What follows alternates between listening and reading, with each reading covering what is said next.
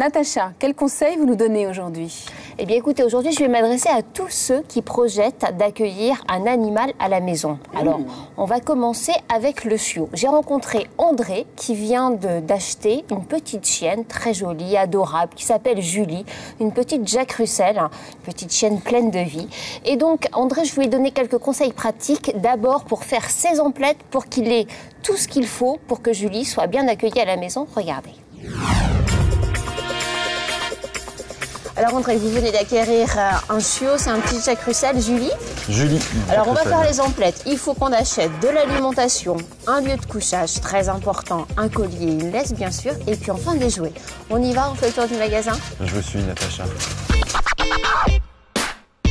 Alors, il faut choisir son alimentation d'abord en fonction de ce que lui donnait son éleveur, pour essayer de faire une transition assez douce. Le mieux, ce sont vraiment les croquettes. Petit conseil pratique, la croquette, c'est vraiment la meilleure solution pour une raison très simple, c'est qu'en mangeant ces croquettes, le chien va user le tartre qui est présent sur ses dents sur la croquette. Donc, on va choisir des croquettes qui correspondent à l'âge de Julie, c'est-à-dire des croquettes pour chiot. Et autre chose très importante, prendre des croquettes qui correspondent à la race de Julie.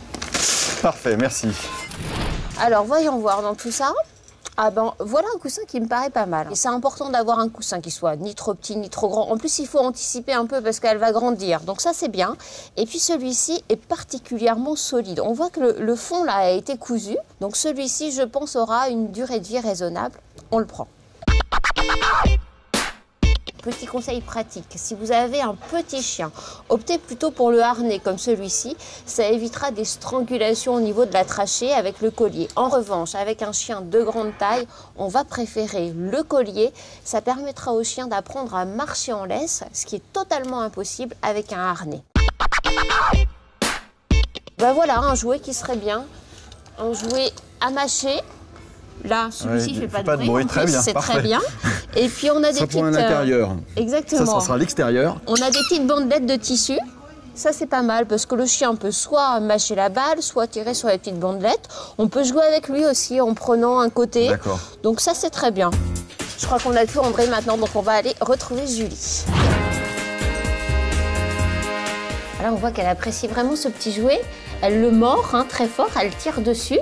C'est bien parce que pour elle, c'est un moment de détente, mais le jeu, ça va être aussi un moment d'apprentissage. Il va falloir lui apprendre à gérer sa morsure.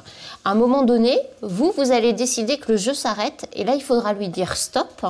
Et à ce stop-là, elle devra comprendre qu'elle doit arrêter de mordre son jouet.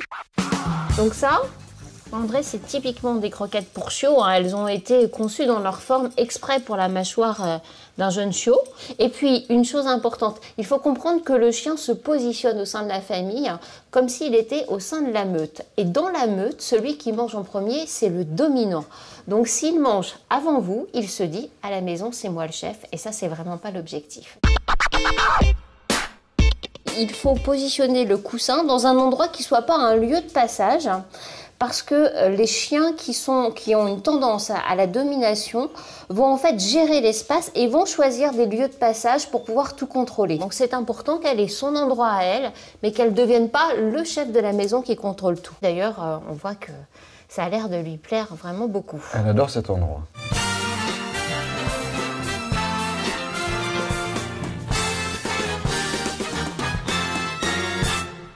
Alors si comme André vous projetez d'accueillir un animal, quelques conseils quand même. Il faut déjà choisir le bon endroit pour acheter son chien ou son chat.